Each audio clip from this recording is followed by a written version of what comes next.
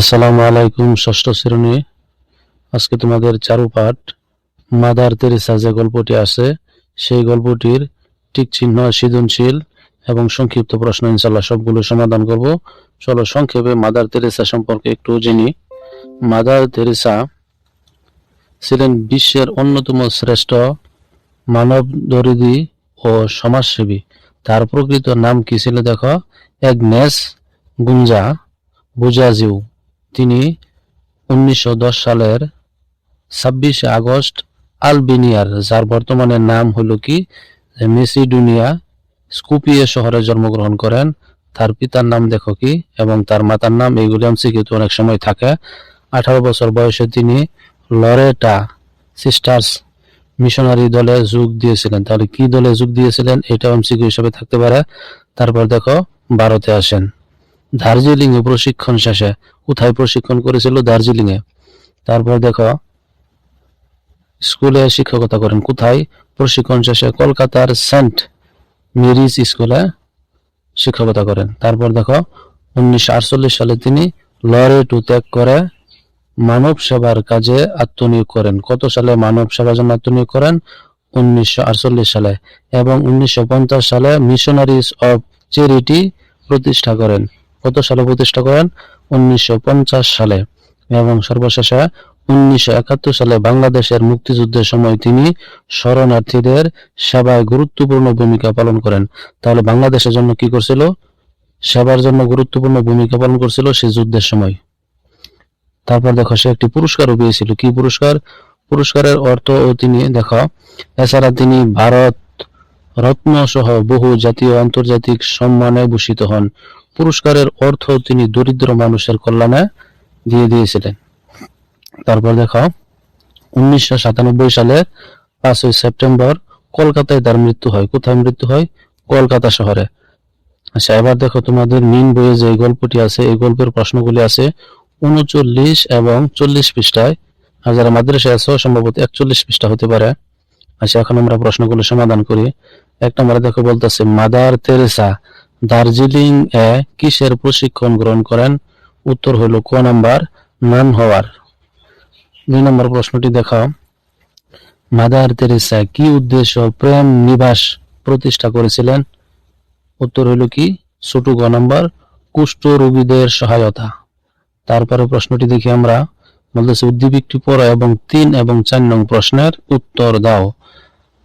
আপনারে লয়ে বিব্রত রহিতে আসলে নাই কেহ অবনি পরে, সকলের তরে সকলে আমরা, প্রত্যেকে মোরা পরের তরে। এখানে বলতেছে 3 নম্বরে, কার জীবনে আমরা উক্ত চারণগুলোর আদর্শের বাস্তবায়ন দেখতে পাই? উত্তর হলো খ নম্বর, মাদার তেরেসা। 4 নম্বরে দেখো, মাদার তেরেসা প্রবন্ধের আলোকে উক্ত চারণগুলোতে প্রকাশ পেয়েছে। সঠিক উত্তর হলো সবগুলি। মানবপ্রেম, পরোপকার, পারস্পরিক সহযোগিতা, বড় গ নাম্বার সঠিক। এরপর দেখো সৃজনশীল আছে।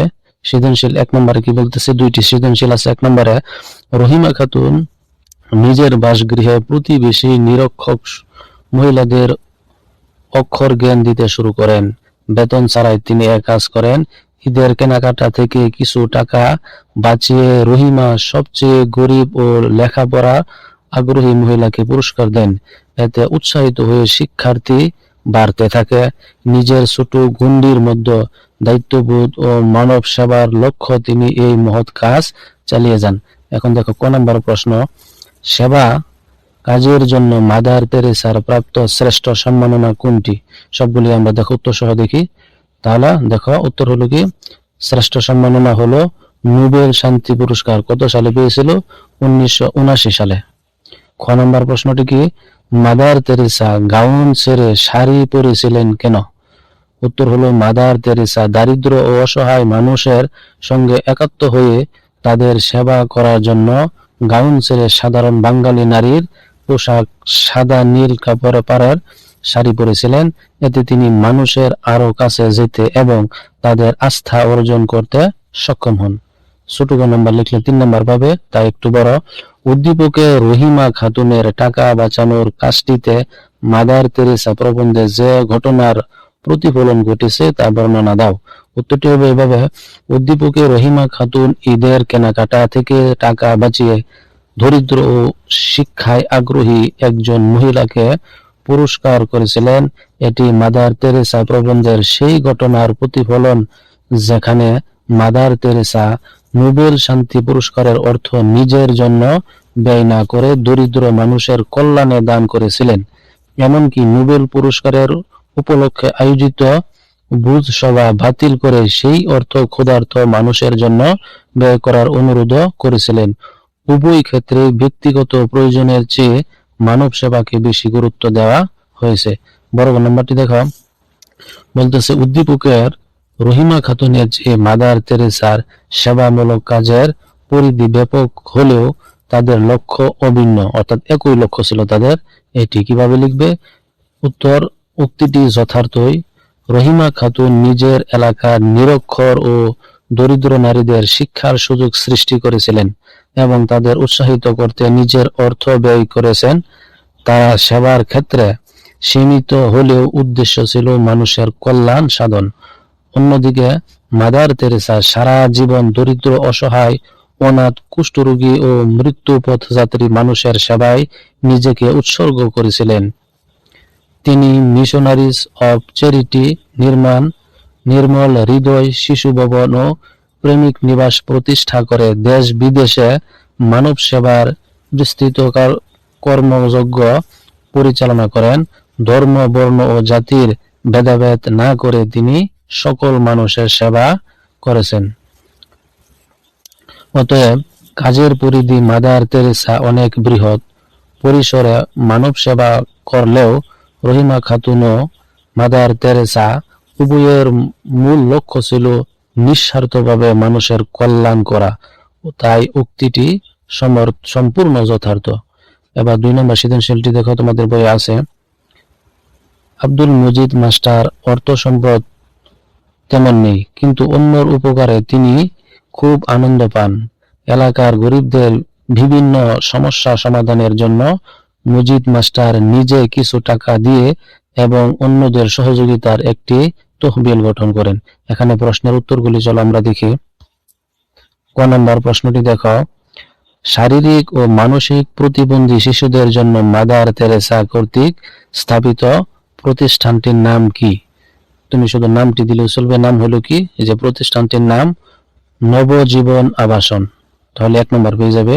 খ নম্বরটি দেখো, ধর্মের ফারাক, দেশের ভিন্নতা, জাতির পার্থক্য মাদার তেরেসা কখনো বিবেচনা নেননি কেন?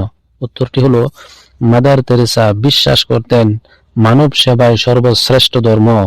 তাই তিনি ধর্ম, বর্ণ, জাতি বা দেশের ভেদাভেদ না করে সকল অসহায়, দরিদ্র ও অসুস্থ মানুষের সেবা করেছেন।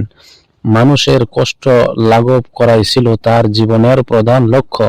এজন্য তিনি কখনো কোনো ধরনের বিভেদ বিবেচনা করেননি। ছোট গ নম্বরটি দেখো, উত্তরটি দেখো, উদ্দীপকে আব্দুল মজিদ মাস্টারের মধ্যে নিঃস্বার্থ মানব সেবা ও অসহায় মানুষের পাশে দাঁড়ানোর মানসিকতা ফুটে উঠেছে। তিনি নিজের সামর্থ্য অনুযায়ী অর্থ সাহায্য করেছেন এবং অন্যদের সহযোগিতা তহবিল গঠন করে গরিব মানুষের বিয়ে, শিক্ষা ও দাফন কাফনের ব্যবস্থা করেছেন। একইভাবে মাদার তেরেসাও নিজের জীবন উৎসর্গ করেছিলেন দরিদ্র, অনাথ, অসুস্থ ও অসহায় মানুষের সেবায়। তিনি মিশনারিজ অব চ্যারিটি প্রতিষ্ঠার মাধ্যমে মানব কল্যাণে নির্লসভাবে কাজ করেছেন। তাই আব্দুল মজিদ মাস্টারের কাজে মাদার তেরেসার মানব সেবার আদর্শের প্রতিফলন ঘটেছে।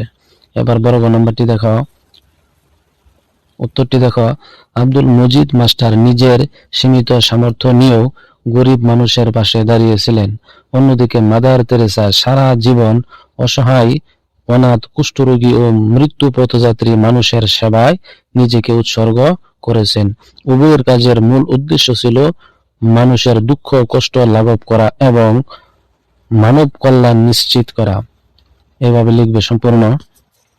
এখন চলো সংক্ষিপ্ত প্রশ্ন দেখি। মাদার তেরেসার জন্ম পরিচয় লিখো। মাদার তেরেসা 1910 সালের 26 আগস্ট আলবেনিয়া, বর্তমানে উত্তর মেডিসোনিয়ার স্কুপিয়ে শহরে জন্মগ্রহণ করেন। তার প্রকৃত নাম ছিলেন অ্যাগনেস গুঞ্জা বুজাজিউ, পিতা নিকোলাস বুজাজিউ এবং মাতা দ্রানাফিল বার্নাই।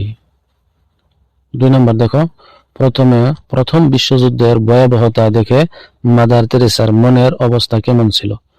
প্রথম বিশ্বযুদ্ধে অসংখ্য মানুষের মৃত্যু ও দুর্ভোগ দেখে মাদার তেরেসার কোমল মনে গভীর আঘাত লাগে। তখন থেকে তার মনে অসহায় মানুষের সেবা করার ইচ্ছা জাগে। 3 নম্বরটি দেখো, আমাদের মুক্তিযুদ্ধে মাদার তেরেসার ভূমিকা কি ছিল? 1971 সালে মুক্তিযুদ্ধের সময় ভারতের আশ্রয় নেওয়া বাংলাদেশি শরণার্থীদের সেবা ও সাহায্য করেন মাদার তেরেসা। স্বাধীনতার পর তিনি বাংলাদেশে মিশনারিজ অফ চ্যারিটি এর সেবা কাজ শুরু করেন। এবার দেখো 4 নম্বরটি। এভাবেই আজকে এই পর্যন্তই, ধন্যবাদ।